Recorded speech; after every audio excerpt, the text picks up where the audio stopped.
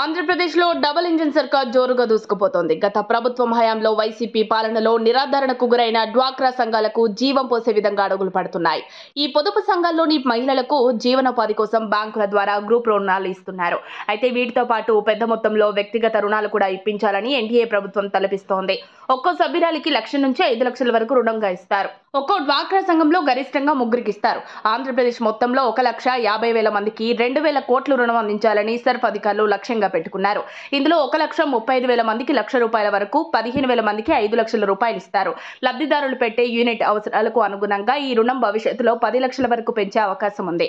దీనికి నరేంద్ర మోదీ తలపెట్టిన కేంద్ర పథకమైన PMFME, PMEGPలతో అనుసంధానిస్తారు. ఈ పథకం కింద ఎంపిక చేసిన జీవనోపాధి ఏర్పాటు చేసుకున్న లబ్ధిదారులకు 35% వరకు అసలులో రాయితీ లభిస్తుంది. అంటే 1,00,000 రూపాయలు రుణం తీసుకుంటే 35,000 మాఫీ అవుతుంది. ఇక మిగిలిన మొత్తాన్ని నెలసరి వాయిదా రూపంలో కట్టాలి. ఇక ఈ 35% రాయితీ లభించే 1,00,000 నుంచి 5,00,000 రుణం వీలున్న యూనిట్లు కారం పొడి, మసాలా పొడి, పసుపు ప్యాకింగ్ యూనిట్లు, తేనె తయారీ, బేకరీ మరియు స్వీట్ షాప్, ఐస్ క్రీమ్ షాపులు, ఊరగాయలు తయారీ, ప్యాకింగ్ యూనిట్లు, అప్పడాల తయారీ, కూరగాయల సోలార్ డ్రయర్, భోజనం ప్లేట్ల తయారీ, డీజే సౌండ్ సిస్టమ్, పాడి, కోళ్ల పెంపకంలో ఉన్నాయి. ఈ పథకం ఆంధ్రప్రదేశ్లో డ్వాక్రా మహిళలకు రాష్ట్ర ప్రభుత్వం ఇచ్చే రుణ సదుపాయంకు అదనంగా నరేంద్ర మోదీ కేంద్ర ప్రభుత్వ పథకంతో అనుసంధానం కావడంతో నిధులకు కొరత ఉండదనే భావన మహిళల్లో నెలకొంది. మరిన్ని అప్డేట్స్ కోసం మా కాయ్ టీవీని సబ్స్క్రైబ్ చేసుకోండి.